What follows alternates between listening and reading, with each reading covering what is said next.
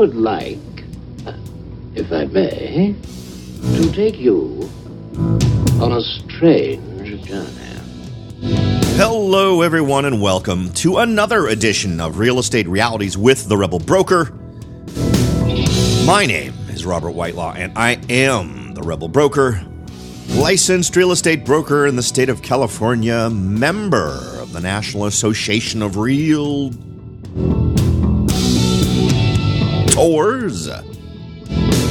But please, don't hold that against me. Welcome to it, folks. I hope you're having a good week. We've made it over Hump Day. Welcome to almost the end of the week. One more day to go.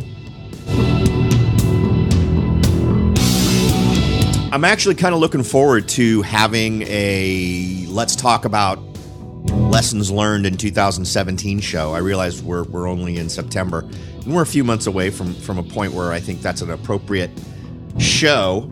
Who knows how many things I could screw up between now and December 31st. But man, I think I've got a few. Some of them are technical. Some of them are less than technical. Some of them are blending the emotional, personal side of the process into it.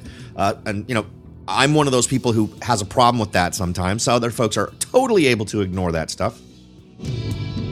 But we can chat about that as well. So I'm kind of looking forward to doing that one. I guess I mentioned it today because I've been super preoccupied with it, particularly over the last week, as I've sort of considered the ups and downs over the last few months of how things should have gone better, how I could have kept things better according to plan and not had to keep resorting to plan B and plan C and plan D. So that'll be an interesting show, I think, when we finally have that chat. But for today, we are going to cover a different topic. Now, I've mentioned this before in the series we did. God, when did we do that? Did we do it almost a year and a half ago? We did a great little series on how to put together the perfect offer. And we went, and of course, I'm a California real estate broker, so I can't tell you what your standard California Association of Realtor forms are going to say in Arizona, New York, or wherever. But we generalized it enough to gather themes from it so that you could apply all that wonderful stuff to any offer, right? And if it wasn't included in the wording of your particular contract, you could always add it in an addendum. And we went through all of that. And in passing, we mentioned the offer letter that should accompany your offer. Now, a lot of people want to believe, well, why do I need, and I've actually had clients say this, why do you need to put together an offer letter if you're making an offer in writing in the contract? Why don't the numbers speak for themselves? And there's a variety of reasons why the offer letter is so important. And there was an interesting article from Housing Wire where they talk about a variety of ways to approach the offer letter. And I thought we'd go over it because there's actually 3 examples, and I thought it might be beneficial to even read those and see what we can pull out of them. And there's absolutely no rules here. For me, it is really about a couple of things because there are a couple of goals you want to achieve. And one thing that I think gets ignored too often in the cover letter is translating any of the cold, hard numbers into warm and fuzzy facts.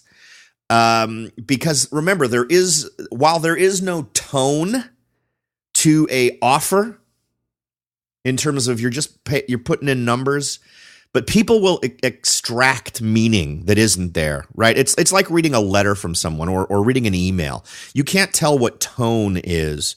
So you have to try to, and because so many folks reject the idea of the in-person offer, and boy, do I miss that. I ask every single time I'm going to do an offer for one of my clients or for myself, I ask if it's appropriate. Because sometimes it's not. Sometimes the seller is not even in the state or whatever. And because we've gotten so digital, everyone wants to just do it that way. It just wants to email the PDF or send it through DocuSign or whatever.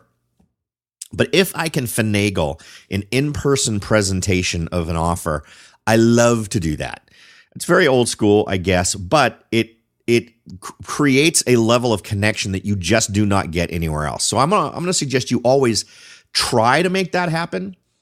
Your agent is likely to reject it because, man, does that take more effort than just submitting it. And the odds are the listing agent and the seller will reject that request anyway. I think in the last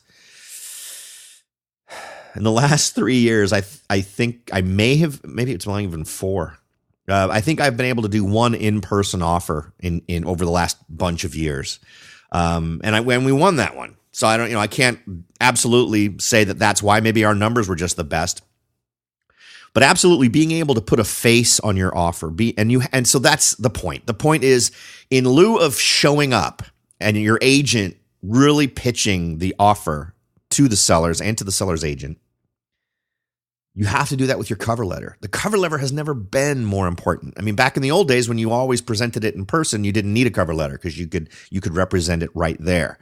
But every aspect of the contract, there should be some sort of at least casual mention of how that was arrived at, right? If you're going in there aggressive, for instance, you can diffuse a very vehement rejection right off the bat in cases where you're offering very much below asking price, for instance.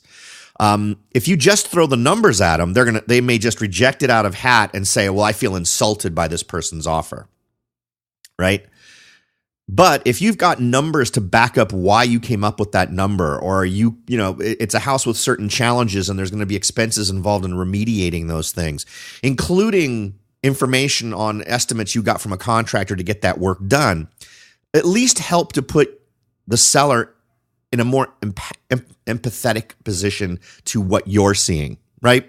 And that's really what it's about. If you can get a seller to empathize with you, you win. Even if you don't win the offer, and it's not going to work every single time, but boy, is it an edge, particularly in multi-offer situations where once you get to a certain number, sellers are looking more for the easy close than they are the specific numbers. And it's going to be different from seller to seller. You may simply find a seller who says, this guy offered $1 more, we're going with him. But I have found with sellers I have represented that once we kind of get to a certain point, it really is about the feeling. It is who feels like the buyer who's going to give us the least amount of hassle, who is not asking for a lot of nitty gritty stuff, who sounds like they're the most accommodating in terms of handling a certain closing date or giving us a rent back or other types of things. So your cover letter is absolutely your opportunity to touch on those things and really humanize your offer. And I cannot remember, in fact, I can't remember the last time I had an agent submit an offer to me that included a cover letter. Yeah, I'm trying to think back to the last time. The last time would be probably 2012. I think is the last time. They just send me the PDF, right? And that's fine, particularly since, that puts them on the same level as every other offer that came in with just that. But imagine if any one of those folks had done a cover letter, it immediately would have made it stand out simply because there was a cover letter. Even if the cover letter stunk, at least that would have made it stand out. That would have been something that I absolutely, just so you're calibrated, I absolutely submit the cover letters to my sellers when we would talk about the offers and we review them. Okay. So keep all of that stuff in mind. The goal should be to make anything difficult you're asking for in writing in the offer not painful and not interpreted in a negative way. And it should also be to make the seller fall in love with your buyer. So, or you, right? Your agent should be informed of us. And here's the other thing. Do not lie in your cover letter. The last thing that you want to do is at some point potentially meet face-to-face with the seller, and in a casual conversation, it's revealed that the something that was said in the cover letter was an absolute lie. So I think I'm talking more to real estate agents right now than to anybody else. Don't make stuff up. I guarantee you, if you care enough about your buyer and you have enough of a conversation with your buyer, you're going to be able to come up with compelling and very warm and endearing reasons on why that person wants to buy that property. So go with the truth. The truth will win. And you know what? It could very easily be the thing that greases the wheels, not only towards you getting that offer accepted, but towards those sellers being a lot more accommodating throughout the process. And that's what everybody wants, right? The end goal is to get as close to giving your clients the absolute best situation possible, terms, price, terms, conditions, all those things, but also in the smoothest way possible. Nothing more stressful than going through the purchase process of a home, particularly when we're talking about hundreds of thousands of dollars, the biggest investment these folks are going to make. Let's do it right. Let's do it easy, and let's make it an easy process. Okay, so the article starts off with a couple of different links to interesting things you can check out. Let me give you just some interesting takeaways from this. Quote, when you have a seller who is attached to their property and interested in seeing it go to the right buyer, I think this is an excellent point, a personalized letter could be the strategic advantage that gets you a winning bid. Let me give you the example of the home I currently live in. When we submitted our offer, they already had an offer in hand from an investor. The investor was offering more money than we were offering. We got the house. Why? I had 3 adorable little children who were going to get raised in this house. They raised their 3 adorable little children to be grown-ups in this house, and that meant a lot to them. And my children were ridiculously cute at the time. They were all little blonde-haired, blue-eyed. They looked like some sort of eugenics experiment, frankly. Not sure how, being a dark-haired guy myself. But in any event, they were just ridiculously cute. So did I leverage off of that? You bet. I walked into that offer or submitted that offer with a cover letter that included pictures of my kids playing in a variety of different situations. I made sure to have a picture of their current living situation, which had them all cramped into this little room, and really played up the fact that this was a home that was going to be great for raising my sons. That's one element. That was and I knew ahead of time because I had met the sellers when I viewed the home. And their first words out of their mouth, our kids loved growing up here, and they had a trampoline in the backyard and all those kinds of wonderful things. So I mentioned, wow, what a great idea. I'd love to put a trampoline up for my boys. They're almost to that age. When we moved in, they were, 4 or 5 years old, right in that 3, 4, or 5, right in that ballpark. So it just worked out really well. It doesn't necessarily mean that's the strategy that you want to use if it's just about kids. It could be about anything. When I do my veterans, I will almost always include a photo of them in military service, right? I've had 2 military nurses, 1 male, 1 female. I've had infantrymen. I've had tank drivers. I've had seamen. I've had Marines. I've never had a negative experience or a negative response when folks realize it's a veteran. Now, of course, there's the added complication of explaining the differences in what a VA loan is, if the VA loan is part of this particular transaction. Did a whole other show on that, by the way. If you want to if you go to the RebelBroker.com, you can do a search on some of these topics and find these old shows. Once it's past 60 days or 90 days, or I can't remember what the setting is, but at that point, it will only be available from the RebelBroker.com. So if you're on iTunes, if you're using or consuming the show through any other means, once you get past 60 days, you can't search any further back into history. You can only do that at the website at therebelbroker.com. So please find those there. Okay. In many cases, cash offers are made by investors looking to either flip the home or convert it to a rental property. If you are a couple looking to raise a family in that home, stating that intention in the letter could appeal to the seller's emotional side and close the deal in your favor. So what we're going to do now is we're going to review a few of the letters that they put out here and see what we can tease out as things that sound particularly impactful. We're going to do that right after this, but first we're going to take a break, so don't go away. Are you ready to jump in and start your search for your first investment property? Maybe you've decided that it's time to own your own home, or maybe you're ready to sell your home and move on to something new. No matter what your goal is, the Rebel Broker can help. That's right, aside from hosting this show, I am also the owner, broker of Whitelaw & Sons Real Estate Services right here in Silicon Valley. With over 25 years experience serving Silicon Valley, Morgan Hill, San Martin, and Gilroy, I or one of my great agents can help you achieve your goals in real estate. So if you're ready to look into taking that next step towards achieving your real estate goals, point your browser at www.soldbyrobert.com. That's www.soldbyrobert.com and get in touch. Let me show you how I will earn your business and your respect.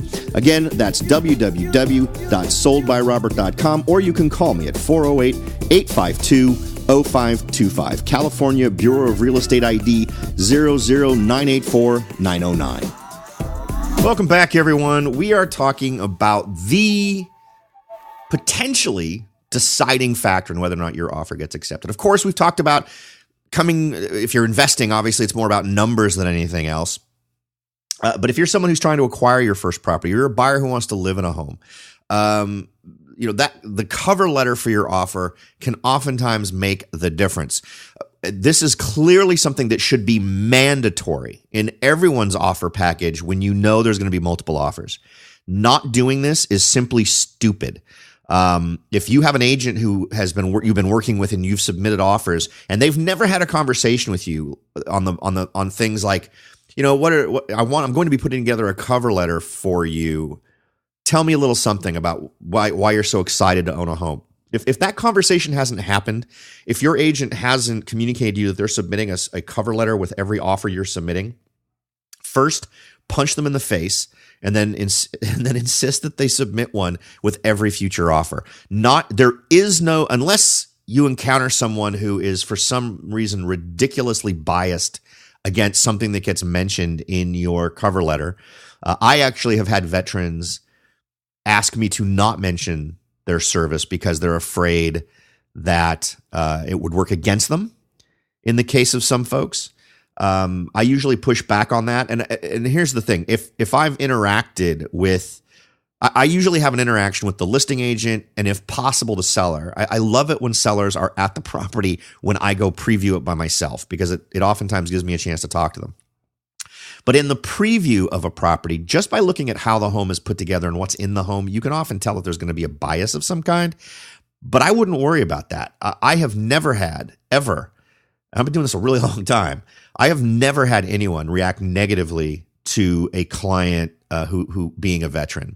I've had them be scared of VA lending, but and in fact, I've had sellers apologize to me for not accepting my client's offer. They really wanted to, but they were just too concerned about what complications a VA loan might bring, despite the fact, and in the cover letter you should do this if you're doing a VA loan. If you're doing a funky loan of any kind, there are a couple of things you need to do. Make sure to make clear that the loan is absolutely squared away, everything's cool, everything's good, and your agent who represents you needs to point out that they have successfully closed tons of these kinds of loans. In fact, I can actually show data to sellers that my VA loans are closing at a better rate than conventional loans, just by showing them numbers, right?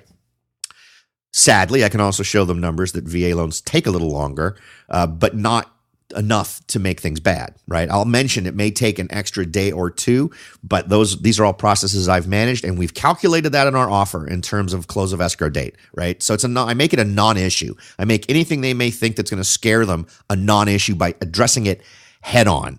And particularly if there's anything weird in your offer that feels strange or feels like might be interpreted oddly, you need to have that conversation with your agent and make sure that agent has a conversation with the listing agent in this case, because you want the listing agent to be your advocate. One of my big things is winning over the listing agent. That's one reason why I do so much research on listing agents when I'm submitting an offer. I want to find out Are they one of these folks that just closes tons of deals all the time? That usually means an absentee agent, which means they're going to get it into escrow, and then we're going to be in the hands of the team, and all they're worried about is volume. They're not really worried about paying much attention. I love agents like that. I tend to get great deals when I'm working against agents like that. However, then there's folks that might tend to be a little bit more hungry. I do the analysis of their data that I like to do for myself. Do they tend to close the escrow? Do they tend to close escrow on all their transactions? In other words, do I see a home that gets listed, then it gets marked as contingent, and then it goes back on the market? Does that happen more frequently with this agent? Do they tend to sell homes for over asking price or under asking price? Does the history of their sales indicate they fight for the price and tend to bring in enough bids that they get that they beat the market in terms of how much above asking price or whatever the market is in their area, right? If for instance, if they're selling a home in a marketplace where homes are tending to sell for 1% below asking price, do they tend to get better than that? In other words, asking price or maybe even higher, right? So these are numbers you can use to figure out the hot buttons for your agent. You go and you do a search on the opposing team, the listing agent in this case, and find out they have not closed an escrow in 18 months or a year or however long it is. They may be super hungry for a closed escrow and may be less likely to fight for that price. They want stuff to close. That doesn't always work. You're going to find agents like myself and some others that I know whose transactions don't actually show up on the MLS because they're not in the MLS.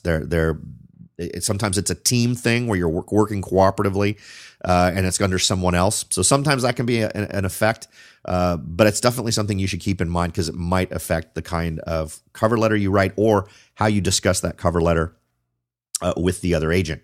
All right, let's just go ahead and rip through these letters here. Now, these are actual, real, honest-to-gosh letters that have been put together by agents that are actually using these. So we'll go ahead and review them real quick here and just see if we can't pull out any interesting tidbits. Now, this first letter comes from a real estate company that's located in Pasadena, California. And it goes, "Dear homeowner," don't ever put "dear homeowner" or seller or anything else. You'll know the names of the sellers. Put their names in there. Put their first names in there.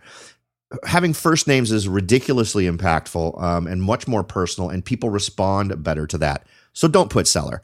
All of these letters use seller or homeowner. Don't do it. Our names are Mary and TJ Belanger. We've been married for 4 years and have one son, Jacob, who is 2.5 years old. We also have one more baby on the way who will join our family in late April, early May. We viewed your lovely home during the open house on Saturday and fell in love with it. We absolutely love the floor plan with the 2 living areas, the large picture window in the front living room, and the 2 fireplaces. We can already picture our family having Christmas there and making so many wonderful memories. Now, a lot of cool stuff in that particular paragraph. You've made specific reference to elements within the home. And you've also kind of made a link here to a holiday season where everybody feels good. So that's a good thing. Next, the pool in the backyard will be perfect for Jacob's birthday parties. He has a June birthday, and it would be lovely to have friends and family over to celebrate his special day. Now, with a pool, I'd also make mention of teaching the kids how to swim, looking forward to the memories of things like that type of stuff. Anytime you can integrate features of the property into it, you're going to win. After we left the open house, we drove around and fell in love with the neighborhood as well. The homes are so well maintained, and so many of the houses are decorated for Christmas, making it a lovely neighborhood to raise a family in. On our way out, we stopped and had a picnic lunch at the park just outside of the neighborhood and let Jacob play in the playground. It was the perfect ending to the afternoon, and we can envision ourselves doing that quite often. We hope that you will select us as the next homeowners to raise a family and make memories in your home. Sincerely, the buyers. So I think generally that's pretty good. One rule to try to stick to is keep it to one page.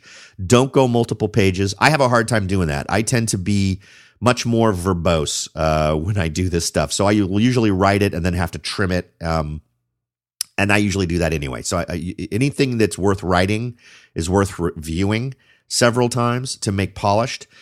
So I think that this is a great start. I like that it integrates stuff specific to the home. I don't know how much I would go into the park stuff here. You'd also want to try to figure out what are things that these folks have enjoyed from this house. So let me give you an example. We're looking at a property and we noticed that there are mountain bikes in the garage, and they're not just strewn around. People have gone to the trouble of buying those fancy little rigging systems where you take the bike and you hoist it up off the ground above the cars, and so it's always easy to just undo the rope and lower them and use them. The treads on those tires were super well worn. There was a lot of extra gear attached. There was one of those little doohickeys that you attach to the back of the bike to bring a small child in, kind of being towed behind it. Clearly, these were folks who were into that kind of stuff. It just so happened my client, the husband of my couple, was into mountain biking. So, of course, we mentioned that. We mentioned, and one thing that was nearby were bike trails. So you're making a connection there, right? Make sure to use all the information that's at your disposal. While looking just at the home is great, and focusing on the features of the home is a great way to build that connection. If you can take it to the next level and make it personal, that's awesome too. So another example, selling a home, discover a classic Chevy from the 1950s in the garage that's clearly been lovingly maintained. Well, City of Morgan Hill also happens to have car shows all the freaking time.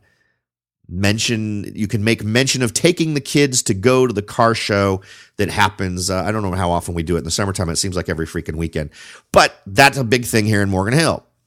Again, you can make a personal connection with the folks living there by just being a little bit more observant. All right. So example number 2, man, this is taking a lot longer than I expected. Not a bad thing. Just kind of surprised. Dear seller, again, never say dear seller. It makes no sense to do that. It makes it feel boilerplate, among other things, but it's just a goofy thing, and it's very easy. Every realtor should have, even if for some reason you're in a situation where you're not putting the seller's name in there. I know, for instance, in my MLS system, we have a portal that I can connect to and just put the address in, and it tells me the name of the current owner. So you can derive it from there as well. Thank you for the opportunity to make an offer on your beautiful home. We'd like to introduce ourselves and share a bit of our history with you. My name is John Smith, and I currently work in the automotive industry. However, my true passion lies in the small landscaping business that I'm in the process of building. My soon-to-be better half, Sarah, better half is fine, but say fiance. That's a better way to phrase that. Currently works in the medical field as a physical therapist.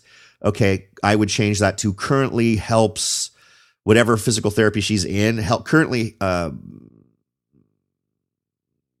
I wouldn't say medical field. I'd say nurtures folks in recovery as a physical therapist, and her job focuses on helping veterans. Fan-freaking-tastic. That's great. I think that kind of stuff is great. Might even give a little more detail on that. Help through physical therapy, help veterans reintegrate into civilian life, something like that. We are a young couple trying to buy our first house together, and we have completely fallen in love with your home. Great. I love that. This property is ideal for us for many reasons. As we are anxious to start a family as soon as possible, the house has enough space for us to grow. Get a little bit more dramatic about that. Maybe say we can just imagine the great moments we'll share as a family as we raise children in the home, particularly because bling. Hit the reasons. The layout is just what we are looking for, and the beautiful, huge backyard will provide us and our future children an ideal space to build wonderful memories of our first home. The location is extremely beneficial to us as well. I recently lost my mother to cancer, and being in this home would put us much closer in distance to my father. I would get rid of the in distance part, much closer to my father, who needs more assistance taking care of himself and his property. I might make that sentence a little warmer than it was. Sounded just a little bit clinical, but I'd warm that up a little bit.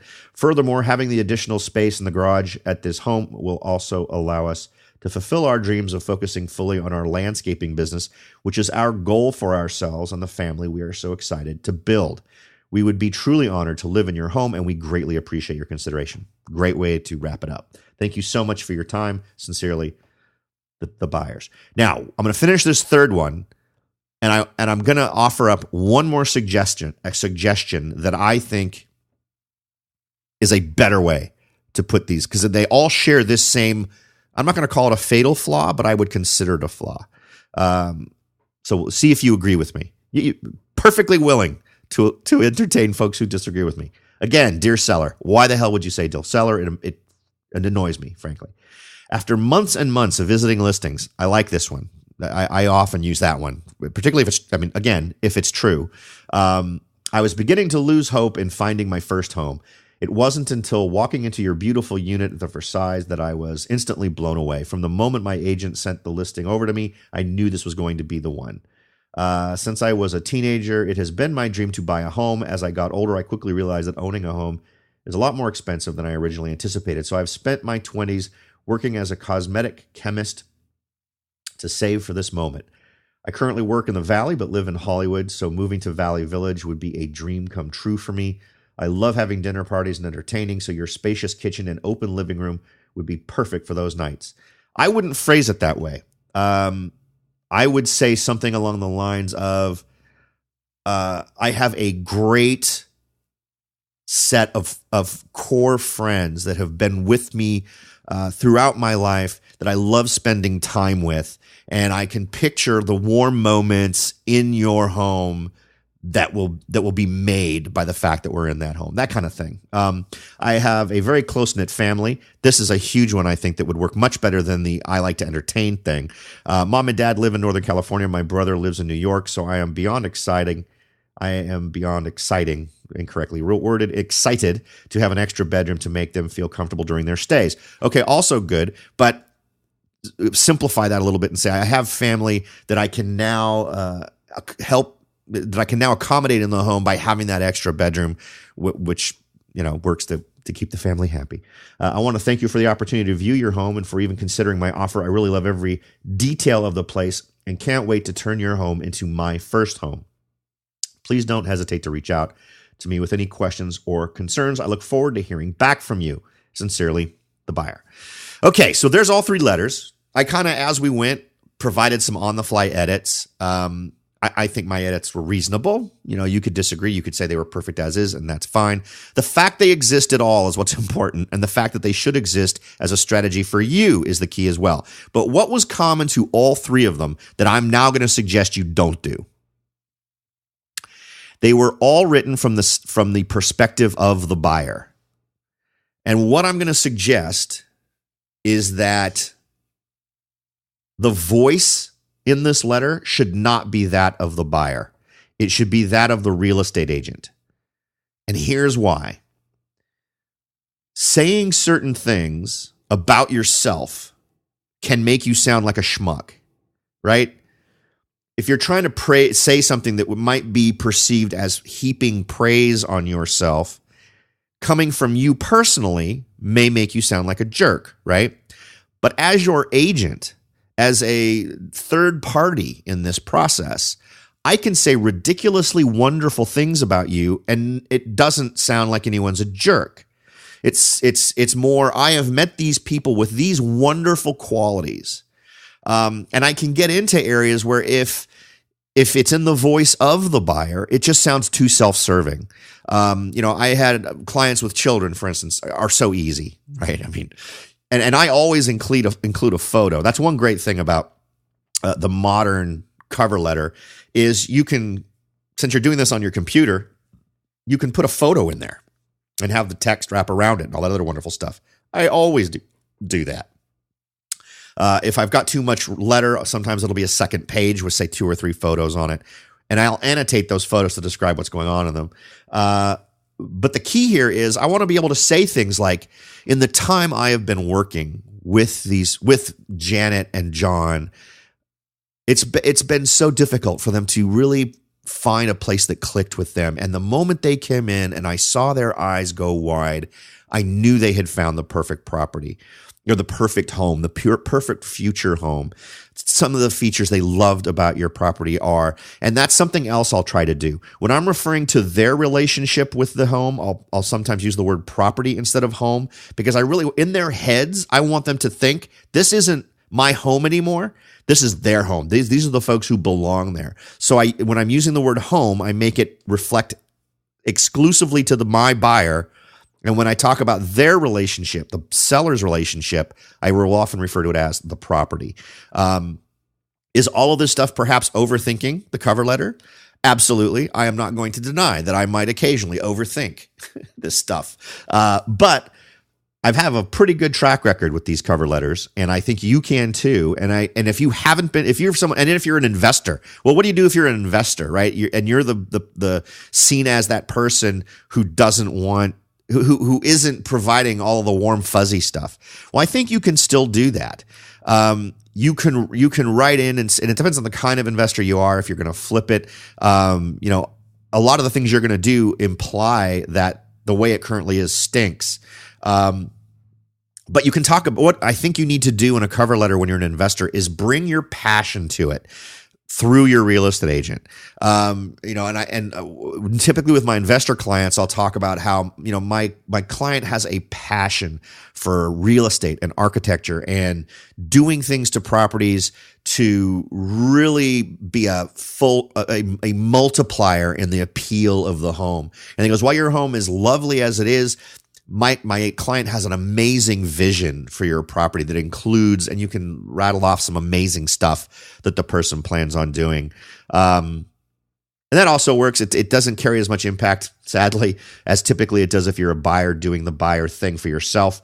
But I think that if it's one of those situations where you're competing against several other offers, and the best two offers at the top of the list are from investors, and one comes from someone with no cover letter, and your investor offer comes in with a cover letter, you're going to win.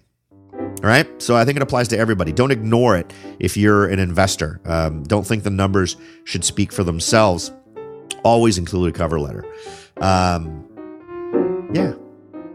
think that's about it. I truly appreciate you all taking your valuable time and spending it with me. Of course, the goal is to leave you with far more value than you've invested in that time. Hope we've achieved that today. I feel like this is a nice little subtle thing that a lot of people 99% of agents overlook this. Absolutely overlook this. You, from here on out, will not. So you are now a member of the 1%. So congratulations. Glad I could do that for you. Thanks again for listening, everybody. I'll talk to you all next time.